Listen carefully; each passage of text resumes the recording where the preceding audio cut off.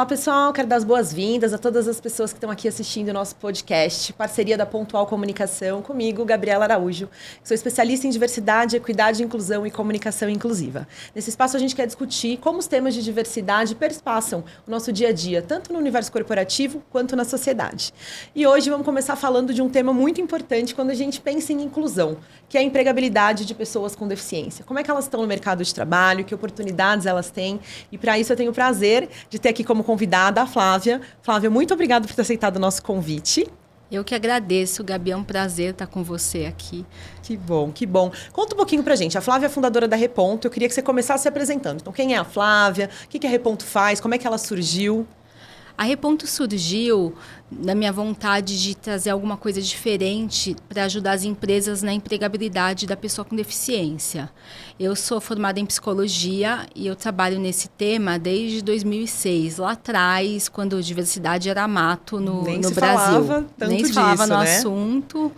E eu comecei a me interessar e aí eu tive a oportunidade de assumir o programa de diversidade da Prefeitura de São Paulo, lá por volta de 2013, quando o tema estava começando a ser falado.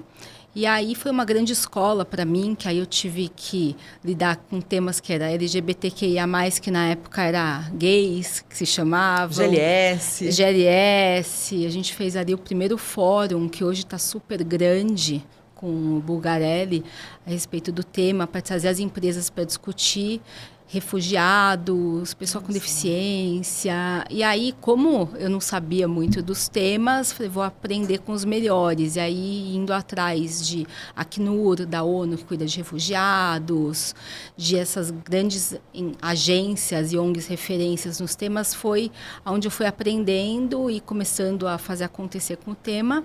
Mas chegou um momento que eu queria um pouco ir além, só que no governo não tem muito espaço ali para isso. E aí eu fui para a iniciativa privada, fui para a consultoria.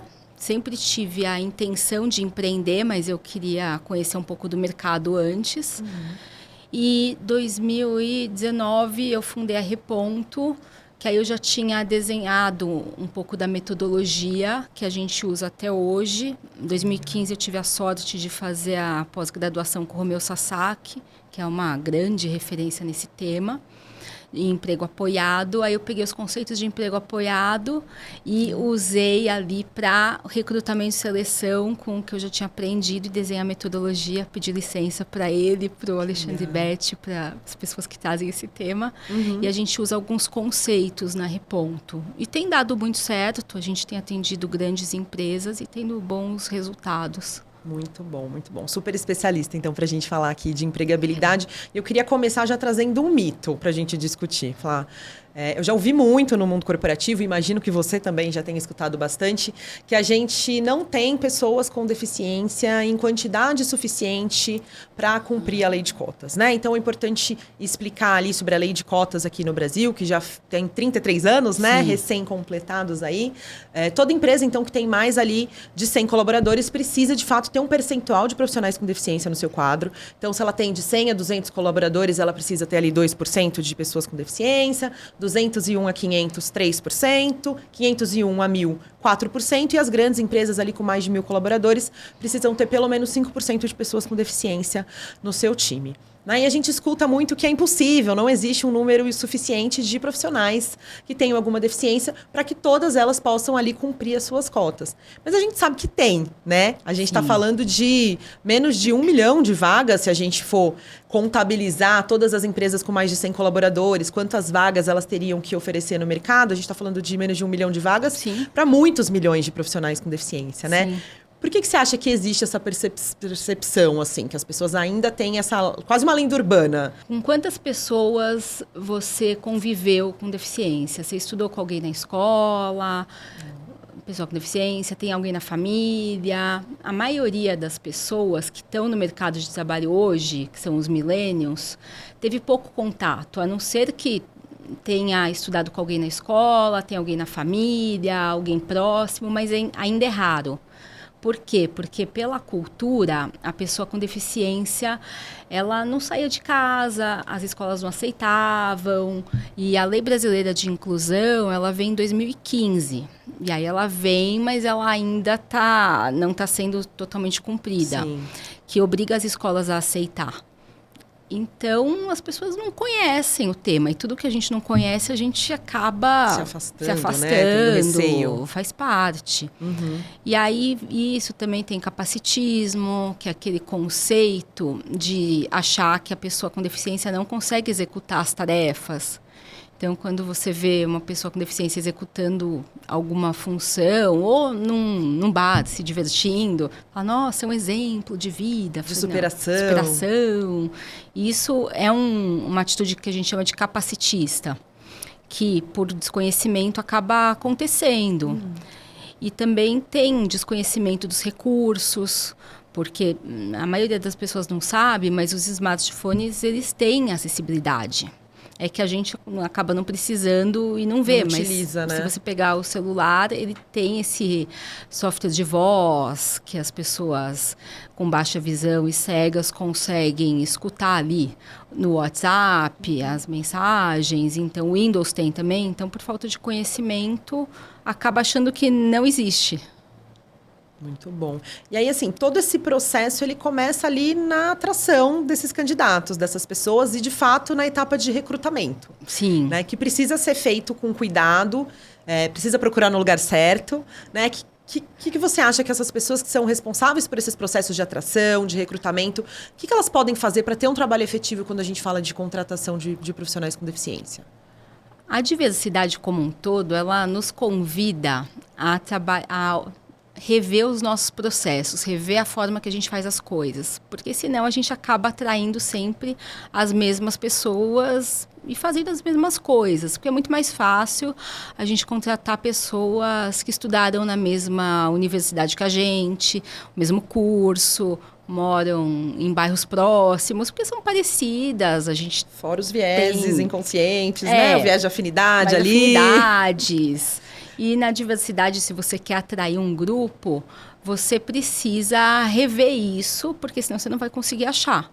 Uhum. E aí, no recrutamento e seleção, a gente fala, primeiro, entenda quais são os requisitos da vaga. O que é inegociável para aquela posição? Se for uma vaga, vou dar 2 exemplos, de desenvolvedor, tá, qual linguagem a pessoa tem que saber? Java, por exemplo, negociável, tá bom.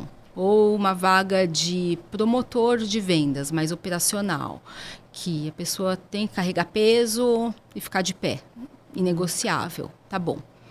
Busque pessoas com essas características e competências que são inegociáveis. A partir daí, conheça as pessoas e verifique se elas conseguem fazer a função, se elas estão dentro da cultura da empresa, faça avaliação. Dá mais trabalho dessa forma? Dá. Só que quando a empresa precisa contratar muitas pessoas com deficiência, que aí acima de 1.000 funcionários é 5% do quadro, que é muita gente, precisa pensar um pouco fora da caixa, que eu falo para o time. Então, a gente tem que pensar em outras formas. Esse é um dos caminhos que a gente pode recomendar e alinhar a expectativa com o gestor, porque para as vagas mais sêniores, muito difícil você encontrar 3 pessoas que venham do mesmo segmento, com experiências parecidas para ter um comparativo. Muitas vezes você acha uma. Ah, mas tem que ter comparativo, tá bom. Mas aí se for comparar com pessoas sem deficiência, vai ser laranja com banana. Porque elas não partem do mesmo lugar. Não partem do mesmo lugar. Então, tem que abrir um pouquinho mais o filtro. Então, olhar, lembra, voltando, o que é inegociável nessa vaga? Essas pessoas têm? Então, comparar a partir daí. Legal. E principalmente o grupo de pessoas com deficiência, né, Flá? Eles falam muito aquela frase, nada sobre nós sem nós. Eu acho que a gente tem uma tendência como ser humano, às vezes, comparar as pessoas com base na nossa régua. Né? Então, a gente pensa, se eu, né, tivesse uma deficiência auditiva, ou se eu não tivesse, sei lá, um membro, se eu não tivesse um braço, eu não conseguiria fazer essa atividade. Então, essa pessoa não vai conseguir, que tem muito a ver com o capacitismo, né? E não pergunta para essas pessoas, não dá chance desses candidatos, né, falarem como é que eles executariam aquela determinada atividade. Eu acho que isso é importante também, né, no processo. Super, super, porque o que eu vejo é muita gente fazendo recrutamento de seleção e eliminando o currículo pela deficiência. Então, esse não dá, esse não dá. Tá bom, mas a experiência desse candidato, ele fez funções semelhantes ali ao que é exigido na vaga? Fez? Então chama, conversa, pergunta para a pessoa como que ela fez. Não avalia só o papel, né? Avalia, porque se ela fez atividades que são semelhantes ali da função exigida, é que de alguma forma aconteceu. Ela teve alguma adaptação, teve alguma tecnologia assistiva. Sim. Pergunta para a pessoa, mais fácil. Sim. Acho que é bem importante, porque infelizmente o mundo não é 100% acessível, né? Não é. Essas pessoas precisam criar maneiras de conseguir fazer as atividades e assim, elas podem ensinar até para essas pessoas uma outra forma de fazer aquela atividade. Talvez a empresa ainda não tenha pensado em fazer daquela forma, né? E pode ser ali mais um caminho de inovação e tudo mais. Exato. Né? E a empresa não tem que estar 100% preparada, porque a gente tem que pensar que quantas cidades no mundo são acessíveis? Vancouver, Chicago, mas são pouquíssimas que são totalmente acessíveis. A maioria não é. E essas pessoas, de alguma forma, elas estão um pouco habituadas. Não que não tenha que ter acessibilidade, não é isso. Mas também a gente não tem que esperar todas as condições ideais. Perfeito. Até porque podem ser que muitas dessas acessibilidades sejam muito personalizadas, né? Sim. Depende da deficiência da pessoa, depende, né, do que ela vai precisar ali, a gente vai se adaptando como companhia, né? Exato. Bacana. E aí, ok, recrutamento é importante, processo de seleção, mas também não dá para parar aí. Tem muita empresa que acaba parando aí, colocou para dentro e esquece que a experiência do colaborador ali, né, o employer experience, tem muitos caminhos, tem muitas etapas, né? A entrada ali, a atração é uma delas, mas é um caminho muito mais longo, né? A permanência, o desenvolvimento dessas pessoas. Como é que você entende que as empresas podem trabalhar para criar, de fato, um bom ambiente de trabalho, um ambiente inclusivo, depois que o profissional com deficiência foi contratado, depois que ele está ali? O que a gente vê é que muitas vezes, na entrevista, quando a gente vê por que a pessoa saiu da empresa, foram coisas que poderiam ter sido resolvidas se fossem pegas no começo. Desde ali da pessoa é aprovada na entrevista. Demorou para enviar a documentação. Tá, mas tenta entender ali quem está à frente do processo se a pessoa realmente não enviou porque procrastinou por alguma coisa comportamental ou se às vezes o sistema não é acessível e a pessoa não está conseguindo. E tá com receio de falar isso. Exato. Porque quer ser contratada e tem medo de se falar, Exato. não vai seguir a contratação. Exato. No onboarding, ela recebeu o uniforme, ela recebeu as instruções, ela teve o entendimento ali das folgas, por exemplo, se é uma vaga que não é que tem escala. Então, verifica se a pessoa teve os como foi o onboarding dela, e aí conversar com o gestor, mas logo no primeiro mês, se está desempenhando as funções, e se não está, o porquê que não está. E aí conversar com a pessoa, e é legal esse acompanhamento, porque às vezes são coisas que o gestor fala, a pessoa faltou. E aí você vai entender com a pessoa, ela não entendeu a escala. Mas a escala mesmo é difícil de entender, porque não é o mesmo dia e tal. E aí faz uma listinha ali para a pessoa, um guia, e a pessoa consegue. São coisas muito simples que a gente vê de resolver, que às vezes faz com que a pessoa acaba saindo, porque como tem a cota, eles têm mais propostas, e quando a pessoa tem outra proposta de trabalho, ela acaba indo, porque é mais fácil. E é o que eu sempre falo, né? Eu acho que se a pessoa também ela não se sentir incluída, ela não sentir que ela tem oportunidade de desenvolvimento ali dentro daquela companhia, e ela receber uma outra proposta, qualquer pessoa iria por um melhor ambiente de trabalho, enfim, por N coisas, né? Não só pelo salário também, né? E às vezes são coisas muito pequenas. Eu vi uma vez um conceito de entrevista de permanência, né? Que você falou que pega muita coisa na hora de sair. Aí na hora que a pessoa saiu, a entrevista de desligamento... Exato. Talvez te ajude para os próximos, mas aquele profissional você já perdeu, né? Quando você faz esse acompanhamento próximo, você consegue fazer esses ajustes e manter essa pessoa ali dentro do quadro. Exato, porque tem o conceito do Romeu Sasaki, que ele fala as 7 dimensões da acessibilidade. acessibilidade. E a primeira delas, que é a mais importante de todas, é a acessibilidade atitudinal, que é a mais simples de fazer, que é, você precisa de ajuda? Como que eu posso te ajudar? E isso é o que acaba mantendo a pessoa, porque no fim, todos nós, a gente sempre quer ser incluído. Ninguém gosta de não ser incluído ali, de não ser chamado para o happy hour, todo mundo quer fazer parte ali do grupo. Então, essa questão atitudinal é super efetiva no final do dia. E é bacana porque quando fala acessibilidade, muitas vezes as pessoas pensam em rampa, né? Não, em quebrar as paredes da empresa para fazer um banheiro, custo, não. Mas procura se não tiver o banheiro ali, né?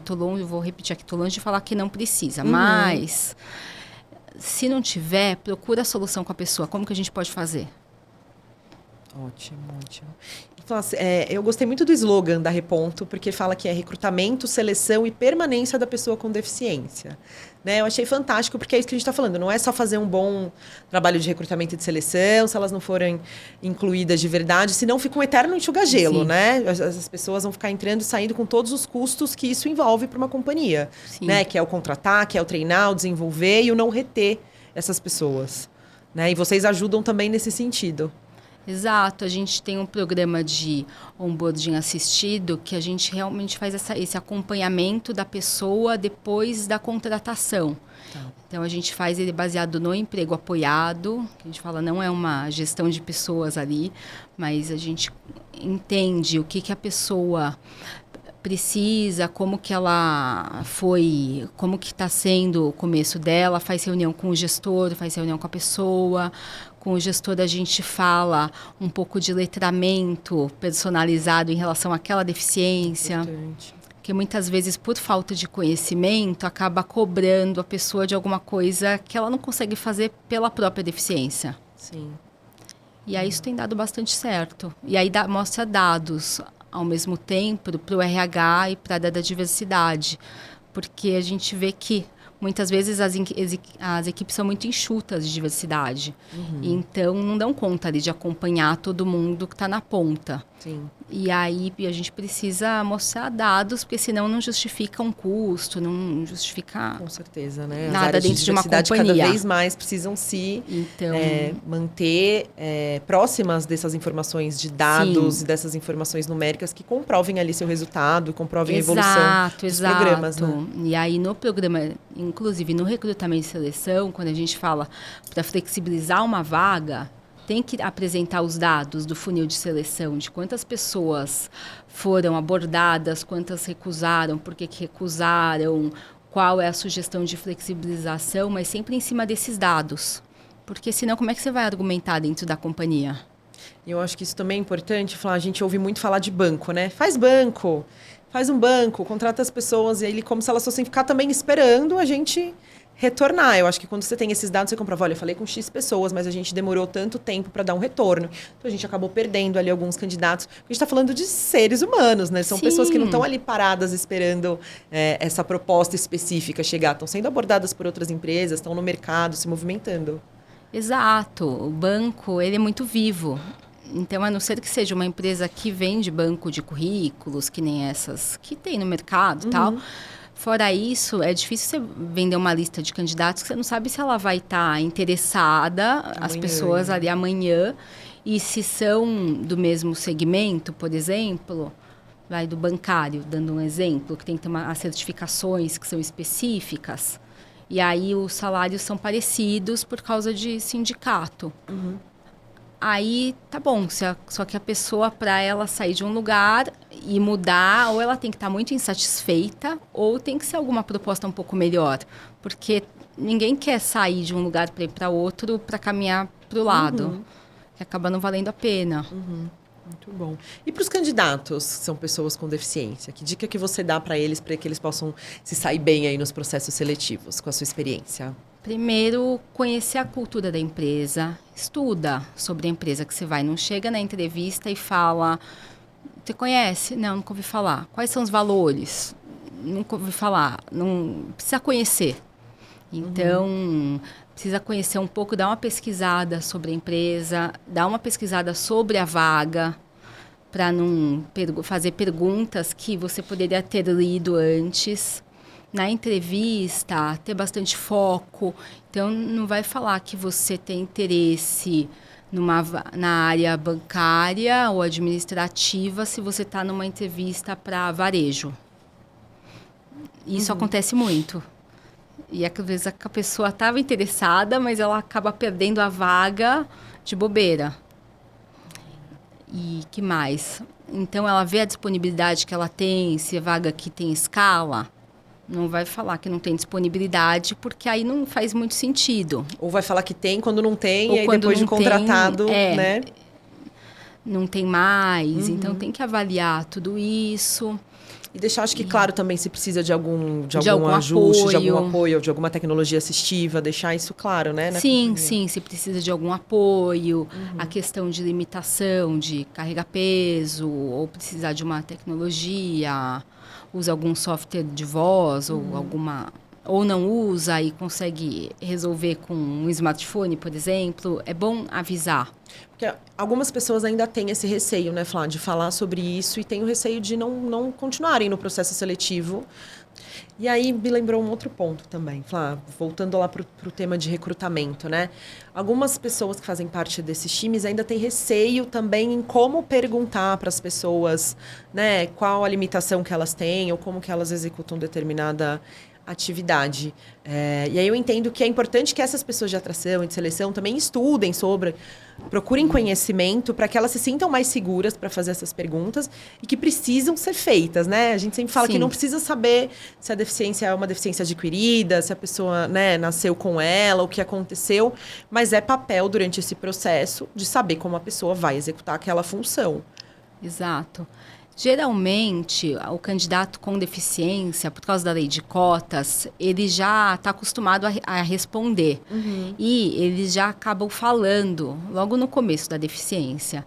Mas caso a pessoa não fale, segue a entrevista e aí no final, quando terminar, pergunta, me conta sobre a sua deficiência. Deixa uma pergunta aberta. Aí a pessoa vai falar se foi adquirida, se é congênita, as limitações. E aí você pode perguntar em cima ali dos requisitos da vaga.